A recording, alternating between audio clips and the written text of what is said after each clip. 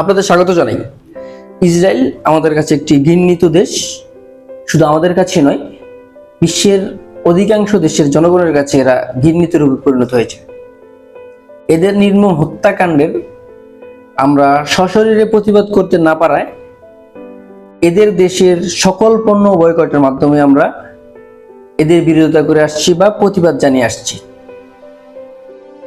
ইতিমধ্যে আমাদের দেশের অধিকাংশ মানুষ ইসরায়েলি সকল পণ্য বয়কটে অংশগ্রহণ করেছেন। ইসরায়েলি পণ্য বয়কটে আমরা সার্থক হয়েছি। তবে গত 10 জুন থেকে এখন পর্যন্ত একটি বিজ্ঞাপন নিয়ে বেশ আলোচনা সমালোচনা তুমুল পর্যায়ে চলছে। সামাজিক যোগাযোগ মাধ্যমে বেশ আলোচনা সমালোচনা হচ্ছে বিষয়টি নিয়ে। কোমল পানীয় কোকা-কোলা, আমরা সবাই অবগত রয়েছি এটি ইসরায়েলি একটি কোম্পানি। এই কোম্পানি পণ্য আমরা বয়কট করেছি অনেক আগে থেকেই। দেশের অধিকাংশ মানুষ কোকা-কোলা খাওয়া থেকে বিরত রয়েছে। গতকাল আমাদের দেশের দুজন অভিনেতা এবং নির্মাতা একটি বিজ্ঞাপন করেছেন কোমল পানীয় কোকা-কোলা নিয়ে। আমাদের দেশের এই অভিনেতা শিমুল শর্মা এবং বোরহান ভাই নামক আমরা যাকে চিনি শরীফ, তারা একটি বিজ্ঞাপন করেছেন। তাদের বিজ্ঞাপনের ভাষ্যটা ছিল এমন যে কোকা-কোলা বাংলাদেশেই তৈরি হয়, ইসরায়েলে নয়। তাদের ভিডিওর স্টাইলটা ছিল এমন বা ধরনটা ছিল এমন। এখন প্রশ্ন হচ্ছে, ইসরায়েলি না হোক, এটা বাংলাদেশে তৈরি হোক, যেখানে বাংলাদেশের মানুষ ইসরায়েলি পণ্য ভেবে এটাকে বয়কট করেছেন, সেখানে এই দুজন জনপ্রিয় অভিনেতা হয়ে এরা কিভাবে এই বিজ্ঞাপনটা করেন, এটা আমাদের মাথায় আসে না। না আসার কারণে আমাদের দেশের মানুষের নীরব যুদ্ধে এরা আজ দেশব্যাপী সমালোচিত।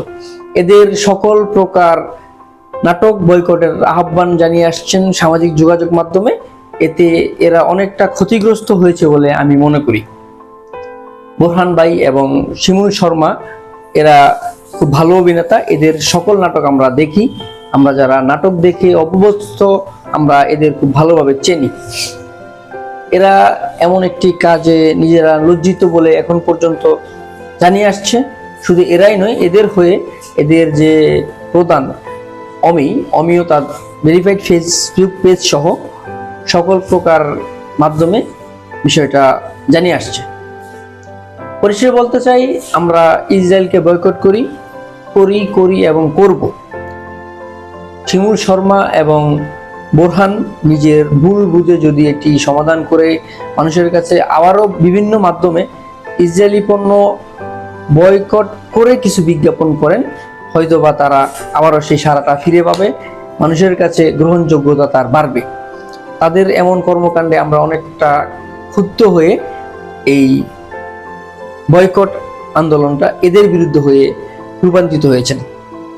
আমরা মনে করি এরা ইসরায়েলি পণ্যের বিরুদ্ধে এমন বিজ্ঞাপন করবেন যাতে আমরা ভেবে নেব এরা আসলে কোনো উদ্দেশ্যপ্রণীতভাবে কাজটা করেননি, এরা জাস্ট হচ্ছে একটি নামমাত্র বিজ্ঞাপন করেছে।